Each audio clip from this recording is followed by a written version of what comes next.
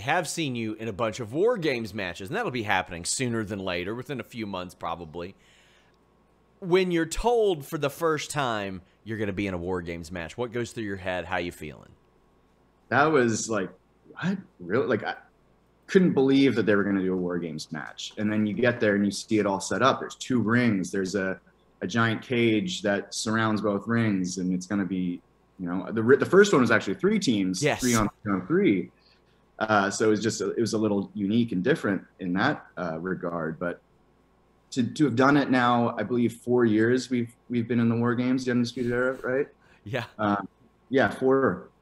Or is it 3? No, it's 4. Right? It's been 4. You all 4, you all had 4. the triple threat. You all faced Dunn, Ricochet, War Raiders. You all faced Dijakovic, Lee, Owens, and Ciampa. Like there, and then last year. So I mean, this will be the first year that you're not doing it. Well, who knows? But it's cool to be part of something that an entire brand has been built off of. It's not just a War Games match; it's a War Games takeover.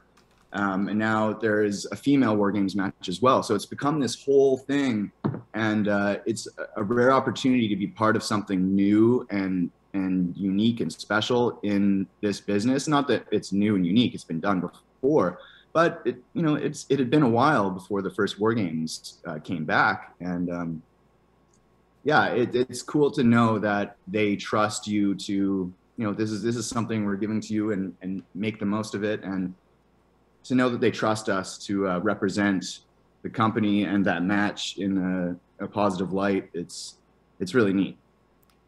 Did you know about that like well ahead of time? Did you have time like in your brain to be like, oh, I'm going to do this and this, and this might happen to me?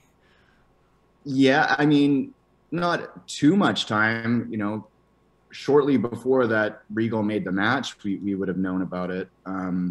So it doesn't give you a ton of time to really think about it. But of course, every single year I've gone on the network and watched almost every War Games match, just because they're fun and nostalgic and so well done that if I can bring a little piece of this to the match, then I'll be happy. One guy in particular, I think it was the War Games in maybe 96, but X-Pac comes in. He's just bumping all over Sweet Creation. I'm like, I want to channel that guy, because he's just got his work boots on and he's all over the place and just making everyone look great. And that's kind of where I'm coming from. And Wolf had told me that Triple H and Shawn Michaels were both pretty instrumental in some of those.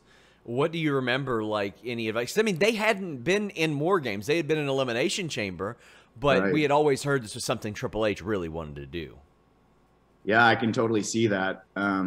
They just do a really good job of inspiring us without fully telling us what to do. They just give us, here's the canvas and here's the paint, and you guys paint your picture. And they've always been really pleased with everything we've created, and hopefully those opportunities will keep coming.